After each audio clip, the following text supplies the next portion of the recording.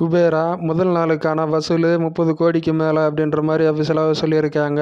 தனுஷ் டிஃப்ரெண்ட்டான படங்கள் எல்லாம் கொடுக்குறாரு. அந்த வகையில் இந்த குபேரா படமும் ஒரு டிஃப்ரெண்ட்டான படம் தான். அடுத்த நாட்களில் அதற்கான பாக்ஸ் ஆஃபீஸ் கலெக்ஷன் என்ன சம்பவம் பண்ணுது அப்படின்னு வெயிட் பண்ணி பார்த்தாலும், இன்னொரு பக்கம் இந்த படத்துக்கு ரிவ்யூஸ் பார்த்த வரையில் ஃபர்ஸ்ட் ஹாஃப் நல்லா இருக்குது, செகண்ட் ஹாஃப் ஸ்லோவாக போகுது, மிக்சடு ரிவ்யூஸ் தான் வந்துட்டுருக்கு அப்படின்ற மாதிரியெல்லாம் பேசப்பட்டு வருது. வெயிட் பண்ணி பார்க்கலாம் இந்த படம் என்ன சம்பவம் பண்ணுது பாக்ஸ் ஆஃபீஸ் கலெக்ஷனில் அப்படின்னு.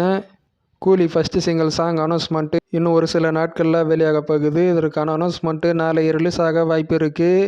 இந்த வாரத்திலே அந்த ஃபஸ்ட்டு சிங்கிள் சாங் எதிர்பார்க்கலாம் அப்படின்ற மாதிரி சொல்கிறாங்க. தளபதியோடைய ஜனநாயகன் கிளிம்ஸு சமீபத்தில் வெளியானது. தளபதியோடைய 51வது பர்த்டே ஸ்பெஷலாக அந்த கிளிம்ஸுக்கான லிங்க்கு டிஸ்கிரிப்ஷனில் கொடுத்துருக்கேன். அது மட்டும் இல்லாத நியூ போஸ்டரும் வெளியிட்டிருந்தாங்க. கூடவே தளபதியோடைய அந்த லுக்கு பார்க்கும்போது வெறித்தனமாக இருக்குது.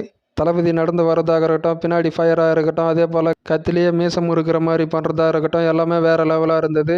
தளபதி போலீஸ் ரோலில் வராரு போல். அந்த படத்துக்கு ஏற்கனவே மிகப்பெரிய எதிர்பார்ப்பாக இருக்குது. இந்த படத்துக்கான கிளிம்ஸு ரிலீஸுக்கு பிறகு அதே போல் நியூ போஸ்டர்ஸ் ரிலீஸுக்கு பிறகு எதிர்பார்ப்பு அதிகமாகவே ஆயிருக்கு. நியூ போஸ்டர் பார்க்கும்போதும் வேறு லெவலாக இருக்குது. தளபதி நடந்து வராரு, கையில் கத்தி வச்சுட்டு போலீஸ் காஸ்டியூமில்.